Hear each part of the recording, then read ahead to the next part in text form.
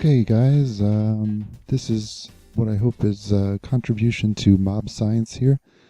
I'm designing a mob system with as minimal tech as possible and an ability to control damage on hostile mobs so that you could turn it into an XP farm or sort the mobs if you want. I have this set up for an XP farm, that's why the drop is there.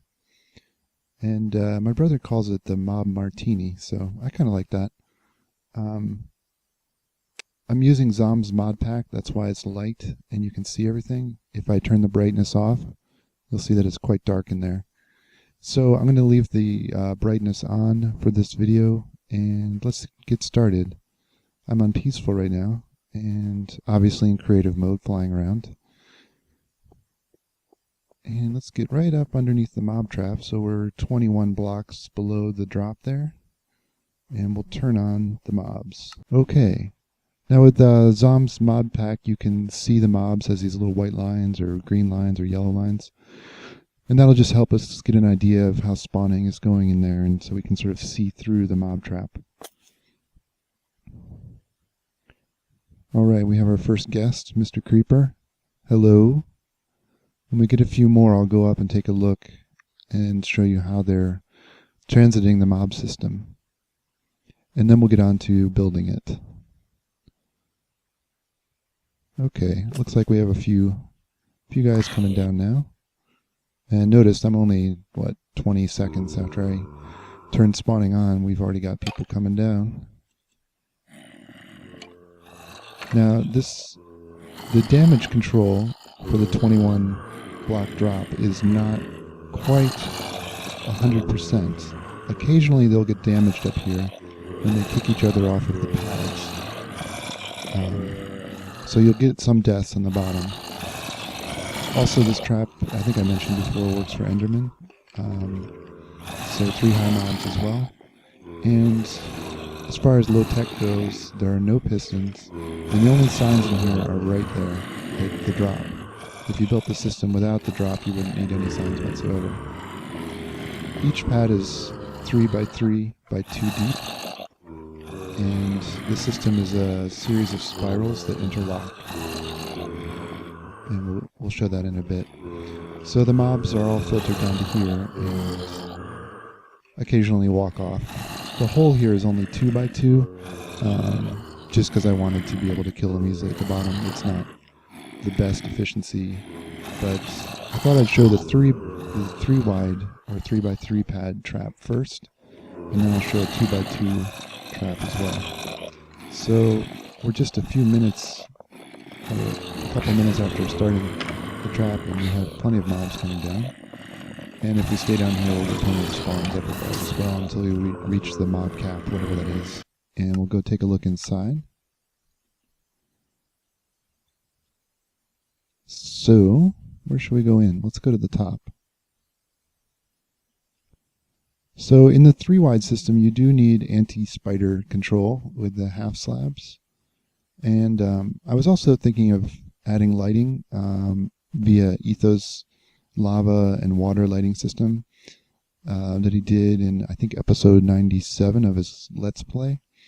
However, Endermen do walk into water if the water's in columns, and then they teleport. So sadly, I can't use the water columns instead of these half slabs if you want Endermen in the system. So let's say a mob spawns here. It can go on either side. Every block in the center has 2 different directions to go, and they all lead. It's conical in shape, and they all lead towards the center. Now, why did I use the colored wool here? Well, that's to show the basic spiral structure of each column. So mobs can walk any direction they want here, and they fall down 2 blocks. You could make it a 3 high system, and they would still not take damage. However, the key element to dealing with mobs, including Endermen, is that you need a 3 high passage for them to pass through, right? If you use 3 high pads in this system, your gateways are going to be unnecessarily tall. So as they are now, the gateways are 4 high, so it makes it easy for Endermen. And there's a convenience here as well that mobs can't ordinarily jump all the way down and get damaged. So if they try to jump, the blocks above block them from dropping down. Now, as I said, the exception is when they kick each other off, which does happen frequently. So I put the efficiency of non-damage around 90 to 95% for the system. So the mobs eventually end up here, and they fall down through the hole. Now, in a 3x3 system, you'd want the hole to be 3 wide, but I just made it 2 wide for convenience, and it still works fine. I know it's confusing in there, so let's go out and take a look at some of the basic ideas behind the mob system. Over here we have a 2x2 pad system, and I'll show you how the design came about and also how to build them in this series of examples. So you we'll start here at this end and work our way towards the trap, so you'll see what's going on. Now, originally I tried to work with nested cup shapes for a mob trap, and if we look at it in cross section, this is a 3-drop trap system. Mobs spawn and they drop towards the center, right? So passive, gravity-fed mob system, no pistons. And then when you build the inner, so you have one cone and then you fit a cone inside of that and a cone inside of that, etc. However, you have a problem when you end up here. Let's say you want your mobs to end up here, but the inner cone is ending there. So how do you get them into that pad? Well, you have to design some kind of kooky back alley system to transit the mobs from an inside cone towards the center of your original cone. And you end up with systems kind of like this, where they come down, but then they have to turn around. And in order to keep it, the whole difficulty is dealing with 3 high mobs. So since mobs can only drop 3 without damage, you can't simply have mobs turn underneath and go underneath the pads that they fell down on, because the 3 high mobs wouldn't fit there. So you end up with these interesting challenges. So that led me eventually, after many tries with different conical structures, to think about spiral stairs again. Now, with a 2 high mob, you can do a single spiral stair just like we would mining, where you dig down and you go in a spiral, just a single drop. But with 3 high mobs, you're going to need to drop them 2, so that eventually, and these blocks aren't necessary, so you can see that Endermen would fit through these spirals as they came down the spiral stairs. Again, you can take out the corner blocks to make it higher if you want. And again here, this is a 3x3 pad, like we saw in our first example. So that led me to thinking about the stairs themselves as kind of giant blocks. And this is how I build the 2x2 system. So this is the sort of basic unit of building. Now you could go to the left here, or you could go to the right. It doesn't make a difference, although you'll want to be consistent, because what we do after we build a spiral, you could keep building the spiral up, but the way I thought to design it so that it would be easy to look at is that on any given pad, you have the original spiral, which in this case, let's say, here's the pad, goes up to the left, right? Well, anytime you have a spiral going off of one side of a pad, you're allowed to build, or you should build, the opposite side as well. So I start this side with the blue, and I build it in the same manner up to the left. And as we follow that original white spiral up, so we dealt with the first pad, we have a block on each side.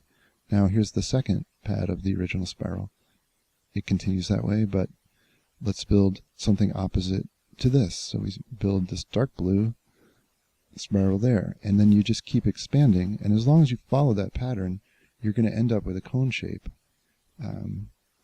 You don't have to build it that way, but you'll see that if we just build every other block in every direction, you just end up with two tall holes, and obviously only regular mobs and not Endermen would fit through there. So the spiral structure ensures that you're going to end up with these 4 tall holes. Again, you can build this 1 high, or a 1x1 block, or a 2x2, or a 3x3. I believe the 2x2 is the most efficient. 3x3 is good as well, but we'll talk about that a little later. So here's a completed, fairly short 2x2 system. And I just left the top open so we can see what's going on in here. You ordinarily would want to either build the whole thing inside, or you don't need to use glass or anything like that. Obviously, you can just make the whole thing dark. And like I was saying before, if I turn off highlighting, it is fairly dark inside. So let's sleep off the night and then give this system a try. I added an observation tower into this system. Alright. So mobs are spawning here in the 2 system. In our metallic mob martini. So let's go up this observation tower that I built and just pretend like we're not in creative mode here. It's kind of hard to do since you're flying all the time. So here's a little observation deck. You can watch the mobs come down. Again, if it was dark, it would be like that. But with highlighting on, we can see there. And you can build a through passageway as long as you, again, keep